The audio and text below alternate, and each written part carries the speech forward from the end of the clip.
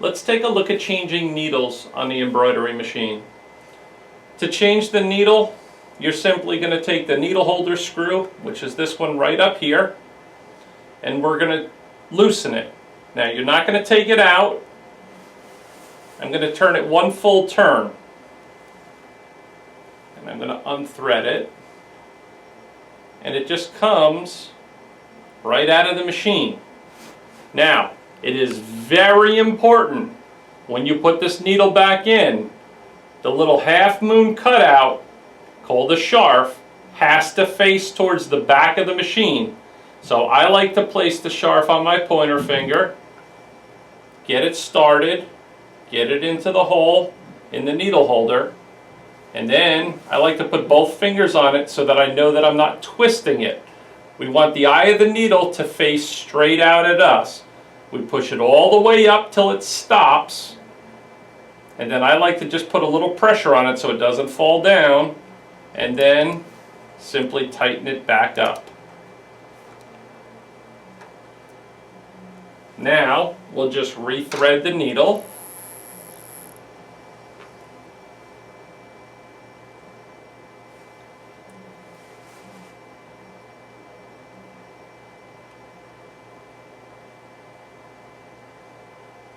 Now I've hit the eye of that needle about 2 or 3 times and it won't go through because the end is too frayed. So I will recut the end and we will try it again. And that time it went right through.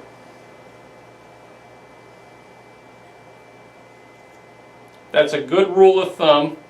Anytime you're trying to thread a needle, if you hit the eye of the needle 2 or 3 times, just trim the end again. Now, let me show you something about trimming the end.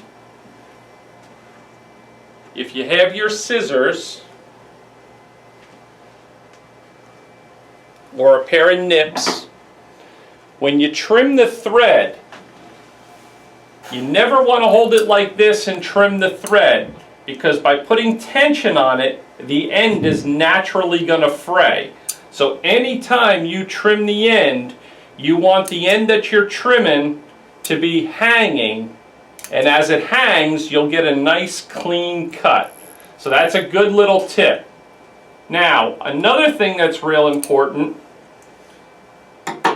is how long will a needle last? Well, it really depends on the material that you're sewing on. Okay? If you're sewing on leathers and things of that nature, you're going to wear out the needle earlier. If you're sewing on materials like polo shirts, sweatshirts, things of that nature, needle's going to last a normal amount of time.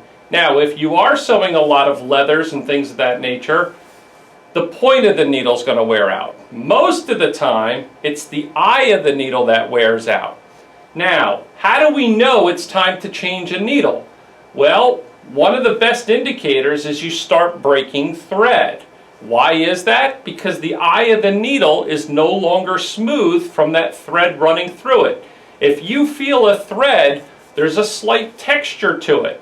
So it's like running a mild sandpaper through the eye of the needle all the time. Eventually it puts a slight wear in the eye of the needle, which is why you start experiencing thread breaks. So anytime you're getting thread breaks, the first thing we always do is try and slow the speed of the machine down. If that doesn't work, the next thing, we always try changing the needle. Okay, I have here in my hand a mock-up of the lower part of a needle. I want to point out a couple key components. Okay, running along the front, you've got this groove that goes down to the eye of the needle. Well, as the needle penetrates the fabric, the thread sits in here. This is your thread groove.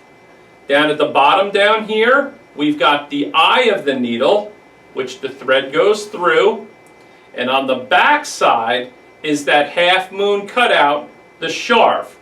We want to make sure anytime we put the needle in the machine, the sharf is facing towards the back of the machine. We don't want the sharf facing towards the front.